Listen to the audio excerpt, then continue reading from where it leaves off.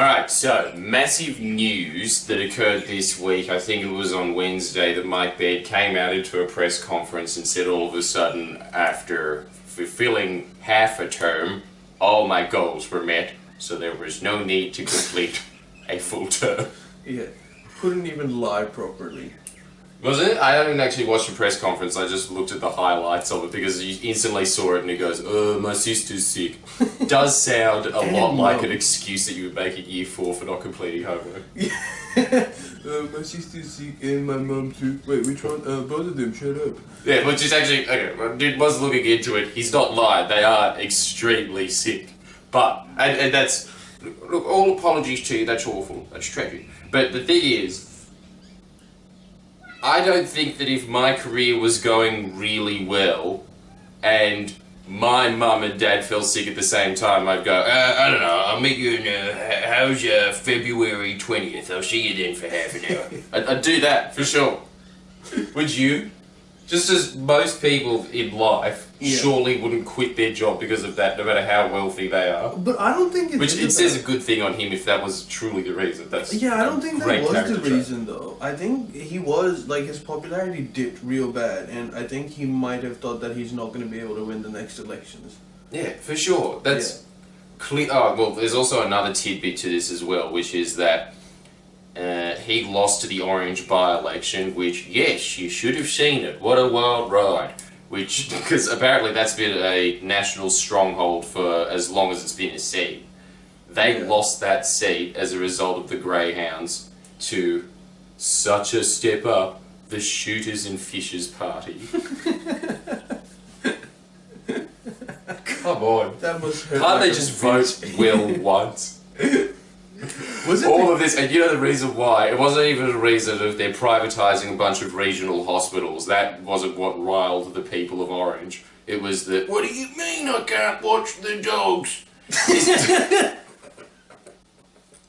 I look after my dog well. Just keep it going. That's, it's like the most microcosmic view, right? So it was that, and that was pretty much the only reason why I lost in Orange, and as a result of that, every backbencher on the Liberal National Party side started freaking out, because that's a strong, safe seat, or was. So all of them are thinking, that could have been me. Mike Baird would have been the only one that wasn't. There's no way in hell that Manly's ever switching over to the Shooters and Fishers Party. I just feel it's hilarious that in Australia, privatising 49% of New South Wales energy grid doesn't rile up people, but Greyhound and lockout laws does. That's what forced him to step down. Like he drinking in the dish liquors, the two sacred D's. He privatised half of all electricity in New South Wales. They're like, oh, you're doing something, all right. And then as soon as, what, my dog? Fuck you, my dog. yeah. Even though there was so much information, pamphlet after pamphlet in the election being posted to all the regional seats saying this will make your bills go up if half of the electricity is privatised, and all of them saying, yeah, well, I don't know, we'll see when it comes to it, I've got a good feeling about this. Then when it does, not even making the connection, just, oh geez, you're getting more expensive every day. That's the call of an idiot, I reckon. You always hear this so much when you're walking around in Coles or something and you hear someone going, oh, Tim Tams didn't used to be this much. Because of trade deals and things like that. That's the reason why they're going in price. Tried to warn you, man. So there's that element of it. So I reckon that there was some pressure from backbenchers going, just go. I've got a really good feeling about who they think is going to become the next premier. I don't know a name, except for a first one. I can't pronounce the second one. It's like Anastasia Palaszczuk. If you just saw that in the paper, good luck pronouncing that. But the first name is Gladys, which is great. Yeah. I remember this. I was reading some Keep Sydney Open activist saying, well, the laws are still there, and whoever it's going to be, and took like a name like that and said, if it's here, then we're going to continue to press on. We've got nothing against Mike Baird. We want to keep Sydney open. This is a message to you, Gladys. But from now on, I think we're just going to call it, because I'm never going to bother to learn to pronounce her name properly. Surely we should just call her from now on, as a collective, Professor Snape. She looks exactly like a female, and barely female Professor Snape as well. I haven't seen her, I haven't seen a picture as yet, but that's a new Friendly Jordy's character. For sure, definitely. So I need a cloak, I guess. It's so good. Pretty much every single character I have has a maximum 2 items of costume. So the other thing is that, I don't know, there was all this celebration, as there was when Tony Abbott came out. I don't understand this. Why does this work? Even for a short spike in the polls. I know that Malcolm Turnbull has gone down in popularity as a result, but when he first took over the job, he was the most popular Prime Minister in history. It's so weird that you can just change a face. We all know that it does nothing. A Premier or a Prime Minister is more or less a figurehead for a party and their policies. And we know from the Malcolm Turnbull experiment that it does nothing to change the direction of the party. They still have all the same policies implemented and in place. And so the same thing is obviously going to happen when Snape takes control. Is it still going to be like the Christian as fuck cabinet that it was? Is it extremely Christian? Mike Baird's cabinet was like the most Christian cabinet in the history of New South Wales, I think. Wow. Because he himself wanted to be like an Anglican minister or something, right? He was living in the US and that's what he wanted to be. He wanted to listen to your confessions and decided, no, I think I'm going to go for investment banking. I think that's exactly what happened. It's crazy. A man who can switch from being a minister to an investment banker, do not trust that man. Exactly! Oh my god, that's exactly the same thing. When Malcolm Turnbull is always bragging about the fact that he used to work for a Kerry Packer, as well as Honey Swar, as well as a Christian radio station all at the same time. It was going, I was working for Marx, the Pope, and of course Mr. Adam Smith all at the same time. Bragging about that is a long fancy way of saying I am completely amoral. Yes. Surely, right? And it's the same thing with that. Should I be a minister or an investment banker? Well, investment bankers make more money. He's such a nice man. That's also the other thing I reckon as well. If anybody's extremely... Because Mike Baird was basic nice, right? You could see in his face that he's never seen an ounce of suffering in his entire life. He's lived it badly. I don't think he knows what a homeless person is. If you look it up in the dictionary in his mind and it goes homeless, the closest thing would be homeowner. Yeah. I think when he thinks of homeless, he thinks of faithless. Yes. Yes, that's all he can think of is people that are spiritually impoverished. But let's just go through a highlight of this man's accomplishments in office, because I was talking to my grandma about it, and as soon as I open my mouth about it, she always just shuts me up, without, as with most Liberal supporters, without zero evidence, right? So she goes, he did a lot for this state, don't say that he didn't. And I said, what? And then she goes, I can't get into that right now. She was sitting down. Why? She was cooking dinner, but it was a roast, right? You've got 2 hours before anything. You set a time that it is the simplest dish on the planet. I'm busy with dinner. Anyway, so I was going through it. It's cooking inside the oven. I've got to keep a look on it. Or if it's at 2:40, you set at 2:30. Then we only have to wait an hour and 50 minutes. Yeah, sometimes these new fancy fan-forced ovens, they do something that you don't want it to do. It'll be done 10 minutes early, and if I was talking about Mike Baird, it's your fault, mate. Yeah, it's a passionate argument. It could last 2 hours. It doesn't. You can do it in 5 minutes. Here's the highlights of what that guy implemented, right? First of all, said it's okay to mine for coal seam gas on the Artesian Basin. For a quick rundown, that's where 22% of Australians get their water from, is this massive aquifer underneath New South Wales and Queensland. Every scientist was saying if you frack on that, there is a very high chance that you will poison the entire basin. And Mike Baird just went, well, it's a chance. I like those odds. Said it's fine to mine on that. Didn't shut down I think it's around 9 to 11 coal seam gas wells that are around the Sydney water catchment zone. So that's an even bigger part of the population of Australia. That's about a fifth that our water has. They're putting chemicals in the water. They are. There was 3 leaks before the election. So even when he was being pressured in that election, he looked at the fact that I think less than half of New South Wales knew who Mike Baird was. And I think it was 19% knew who Luke Foley was, so good chance that guy's going to replay. I bet you even now people are going, there's an opposition in New South Wales? Yeah, you had options. You had options between Labor, who was going to implement a statewide moratorium on coal seam gas, and Mike Baird, who said, no, let's double it. He wanted more coal seam gas. He said, yeah, we're just going to, instead of 50% of the land being leased on it, we're going to wind that back to about 22%. So he halved the area of land, which is great, but that's because that other half of the land, it had some coal seam gas on it, but it wasn't profitable enough to do it. So they just gave them the primo parts of the state. So that was reason number 1. And everybody shrugged that off, that, oh, my water's being poisoned, that's fine, and my land, all the arable land is now getting mined with coal seam gas. Everybody just went, yeah, it doesn't affect me. Then it went on to the fact that he rescinded the Native Vegetation Act, which means that hundreds of thousands of species, since it's been implemented, have died as a result of that. It was a stupid deal with the Nationals to get them on side on something. Yeah, talking possums here. Just hundreds of thousands of dead possums. And why do on your name, Dad? Why do I only know about the lockout laws? I know! What is wrong with people? I hate that, and everybody has some cute little smile and aside in the papers where they're out protesting just that. If you want to protest that along with a couple of other things, that'd be very helpful.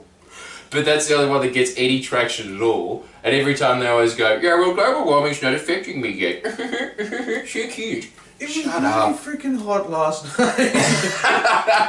I couldn't sleep. And while I was trying to sleep, I was thinking, man, it has to be real. It has to be real. Yeah, there's nothing.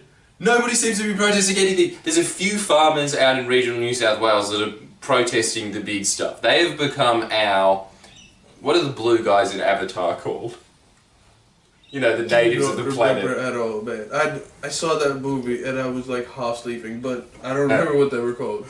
And everybody at the time was like, that is an amazing film. But I bet it'll be a lot like when you go back and you watch The King of Queens now. Why was I a fan of this? The King of Queens. It's because of that dude. What's his name? The mall cop guy. his celebrity profile is that big. Anything he's in must be gold. Yeah, he's only in Adam Sandler movies and the shittest movies that are ever made. Kevin James, that's what his name was. His biography is called A Life of Straight to DVD. And there was this one movie where he was playing an MMA artist, like a wrestler, and I was like, dude, you're fat. This is not convincing. At least work out before the role. Was this his breakout Oscar dive? Was it? He was trying to go for the big leagues. It was supposed to be a comedy movie, and you could clearly see he was fat, and they tried to make that up, but every time someone like put a hand on him, he'd be like, man, you are solid. They were trying to convince the audience to just accept the fact that he might be good at it. The real estate euphemisms of body. You're solid. You're solid. They couldn't say that you worked out well. You're solid. Anyways, yeah. Moving away from that guy. Okay, explain to me something. I know that over the last few months, Mike Baird's popularity took a nosedive. But when he was initially elected, why was the Gen Y in awe of this guy? What did he do that made them really like him? It was because of his social media strategies. He put up pictures of him and his dog, and that was enough to dupe most of our generation. I mean, when people say, it is the worst thing to me ever when some dipstick in Oxford Arts or whatever has one of those stupid fluoro hats on and those little wispy bum fluff moustaches where he's a hipster now, but you can tell that that guy grew up in the North Shore. And he comes up, but he's like, you know, his eyes are darting around the place as he's just going like, man, you politicians, such fucking morons, eh? Dude, you're here on a Tuesday with me. We are not the people to be pointing fingers at politicians. You guys are the idiots.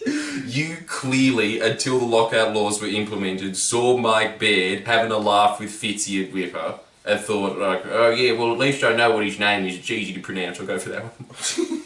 Surely, right? Yeah. It was because of his social media strategy, and on top of that, admittedly, he is an exceptionally nice guy.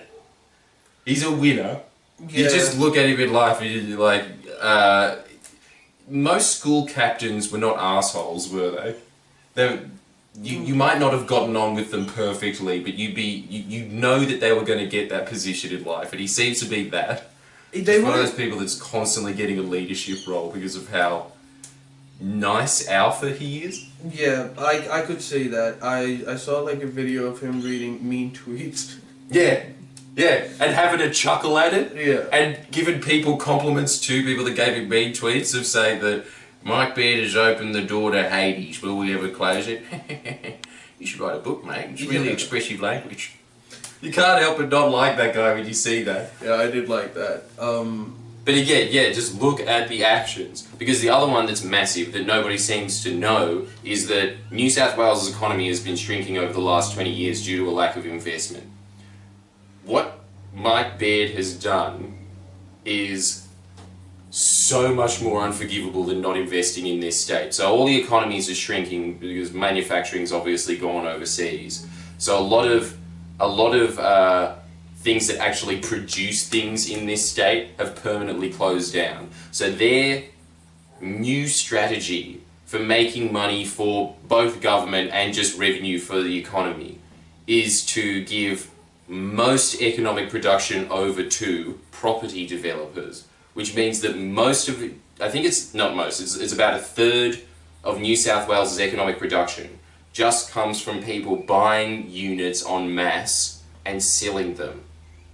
That's it. It's more or less gambling. They're just using shelter as gambling chips. And we're not producing anything anymore. And despite the fact that that has made rents and property prices absolutely skyrocket, because they've more or less conjured up a monopoly here, he's also privatizing a bunch of state-owned land. So you know when he says that he's privatizing sports centres and that he's building up tram lines, say in Bondi or something like that. The reason why they're doing that is basically to price out people around that area so that they can sell it over to people to make those huge coffin apartments. That's the strategy that is at play here. Mike Baird was, or his administration at least, they're the ones that are purely responsible for this, and this will have repercussions for centuries after this. I don't know how you get out of that. Yeah, once you've got buildings all over Bondi, then I don't think it's going to be difficult to change that. But you know what's one of the things that he's used, which was what I mentioned before. He's used, all of that investment has been through privatization of the energy grid.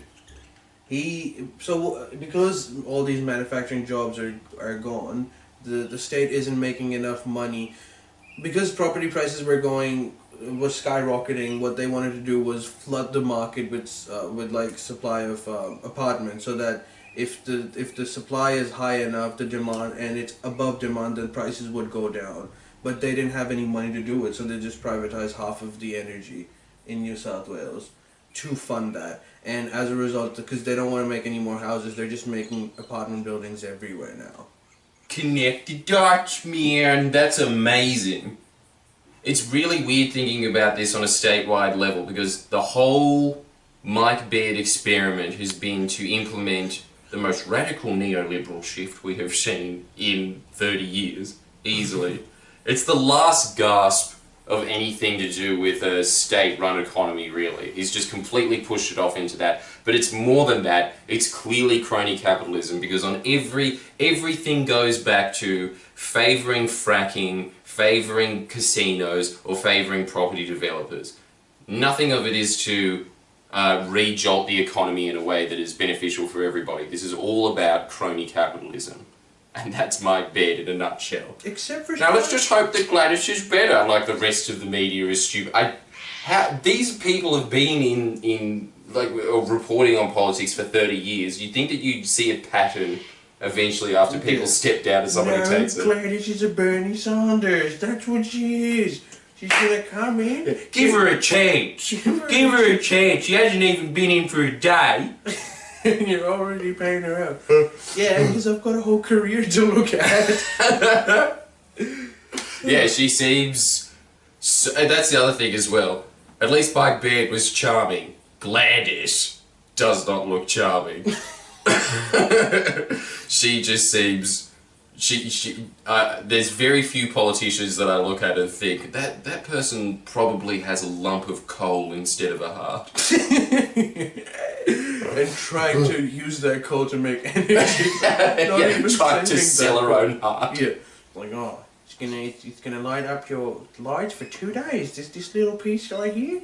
Yes. Exceptional quality coal. Yeah. New South Wales, maiden name. They're the only people in the world that care about New South Wales. I've never once described myself as a New South Welshman. It's only ever premiers that are always going, you're the best state in the country. And I've been around New South Wales, a la my trip where I didn't make any videos for a month, sorry about that. But I was looking around this state and how beautiful it is, and I can come back and safely report to you that New South Wales is easily the shittest state in Australia. In terms of, there's a lot of nice things about it, right? But in terms of geographical beauty, we've got Jamboree and the Central Coast, and everything after that can pretty much be summed up by this guitar riff of ding, ding, ding, ding. Yeah. Well, they can't say that it's the shittest day. Representing it. And you know, quite profitable, not pretty. Yeah, they've got a bad hand. You play with what you've got and you pretend that it's a really good hand. Okay, so he's bluffing. Yeah. But they've got something. We've got Sydney, mate. Yeah. That's what they You've done it again, Casino Mike. In conclusion, fuck you. Hope your sister and mum are alright though. Alright. See you next week.